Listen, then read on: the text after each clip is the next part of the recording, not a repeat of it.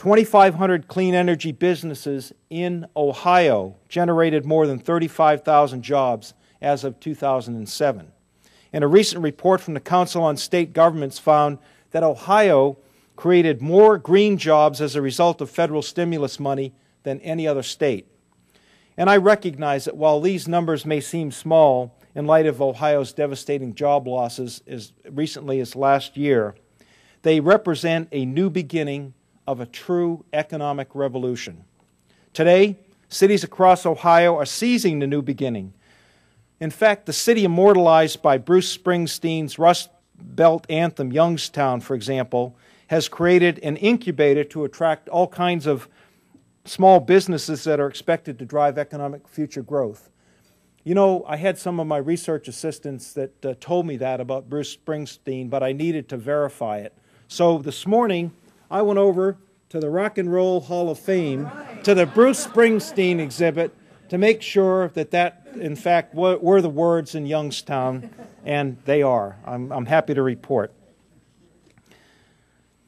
Business and civic leaders in Youngstown, Cleveland, Columbus, Cincinnati, all around the state are seizing Ohio's opportunity to lead the United States into its next era of prosperity. The global market potential for clean energy technologies is more than $180 billion annually. China, while we wait and debate over what our climate policy and our energy security policy should be, is spending $12.6 million every single hour of every single day in clean technology. And here, we need to develop in this nation a true sense of urgency at every level, local, state, and federal, to get on to be leaders in the development of the technology and the manufacture of the technology to make America a much more prosperous and a much more secure place. Ohio's growing efforts to become a leader in clean energy technology are already proving that we need not exchange benefits in one dimension for harm in another, and that the best approaches to energy, climate change, and national security oftentimes, as I have seen in my travels around Ohio during this trip, are one and the same. For Ohio and America, our greatest resource has always been the capacity and the ability to innovate, work hard, and reinvent ourselves.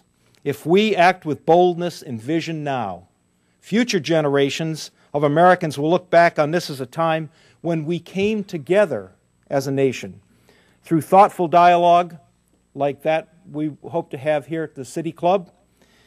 We can come together as a nation, and with dedicated effort and united action, we can completely transform the daunting challenges and worries of today into the economic prosperity, the national security, and the quality of life for Ohio and for the nation in a very, very short period of time.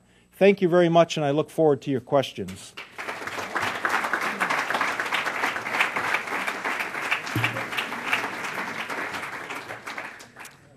Today at the City Club of Cleveland, we are listening to a Friday Forum featuring Admiral Dennis McGinn, Chairman and CEO of RemoteReality Corporation. We will return to our speaker in a minute for our traditional City Club questions. We encourage you to formulate questions for our speaker now and remind you that your questions should be brief and to the point. We welcome you to the City Club Forum. Our greetings go to those present in this room, especially those who are guests. We welcome guests at tables hosted by Baker Hostetler and Ohio Business Council for a Clean Economy. Thank you for joining us today. Today is also the Craig A. Spangenberg Memorial Forum, made possible by a generous memorial gift from the law firm of Spangenberg, Shibley, and Leiber. At the head table today are Dennis Lansdowne and Rhonda Baker DeBevick. Will you please stand and be recognized?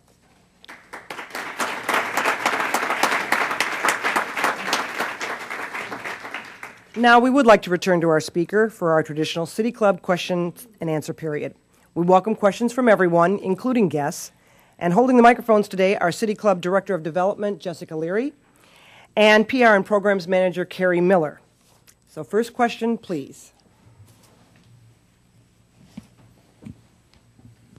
Welcome to Cleveland, Admiral. Thank you very much. I was badged at a couple of nuclear power plants, and we both know that the only thing nuclear does is boil water. Now, several of these have been taken out of commission because of old age, and it would seem to me the fastest patch would be to find a new way to boil water, because we have the dynamos, we have the connection to the power grid, we have the eminent domain all in place. We actually have several ways of boiling water: coal, oil, and nuclear as well. And in terms of why we boil water, we need to keep the end state in mind. It's for electricity. We love electricity. We need electricity. Electricity underwrites our quality of life and our strong economy, and growing stronger every day. But we need to decide how best to get that electricity produced.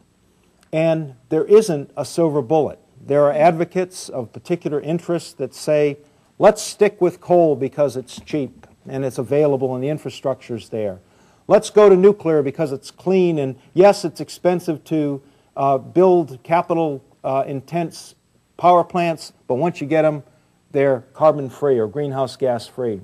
There are those who say it's all about wind, it's all about solar and biomass and other means of producing electricity.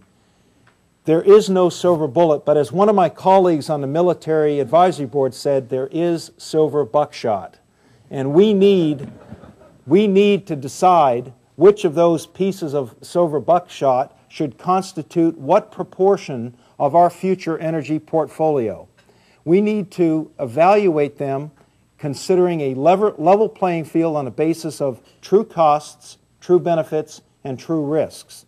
And I personally, having served in the Navy and served aboard nuclear-powered aircraft carriers and submarines, can tell you that it can be done safely, it can be managed well, it's not groundbreaking new technology.